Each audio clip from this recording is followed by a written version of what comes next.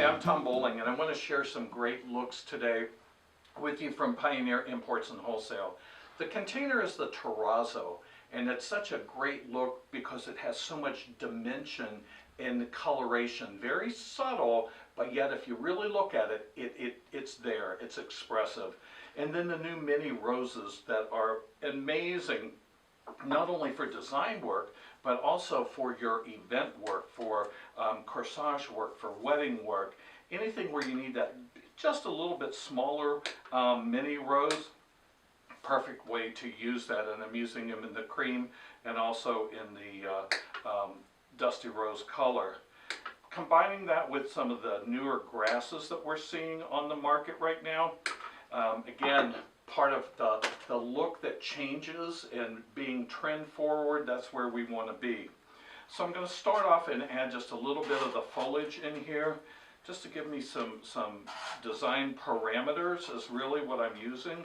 So I know that my work is going to be no bigger than this. So it kind of establishes about where I want to be. So I'm going to add those in. And as I get taller with pieces, oftentimes I'll just take the end of the stem and bend that into a hairpin to insert into the floral foam, so I don't have to worry about that product moving around.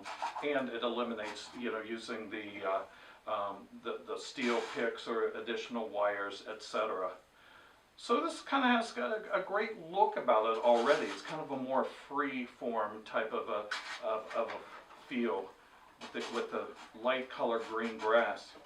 Now I'm going to use a couple larger roses in my composition, just so everything's not the same shape, because otherwise you look at it and you go, okay, I saw it. But when there's variation not only in color, but also in texture, in shapes and forms, it creates interest in your work. So I'm going to add 2 of those English garden roses, absolutely beautiful. They look so lifelike.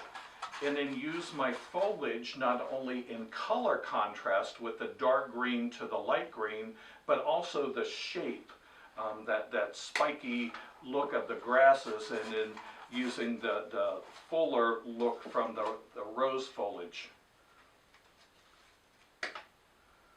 Now I'm a saver, so those stems I'm going to set over to the side, and I'll probably use those for another time when I need to extend the flower, which I don't particularly need to do in this composition, but you never know. So now I'm going to add my product in here, my mini roses, and you'll notice they come mostly in little bundles of 2s, which are great. So let's take a look at that.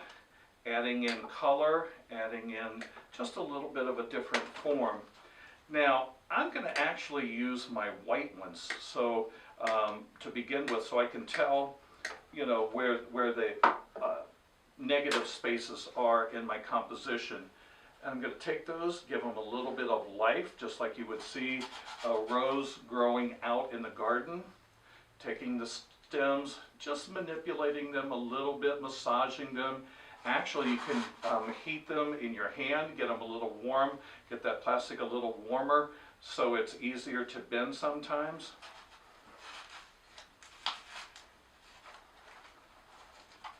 I love that loose, kind of airy look about this.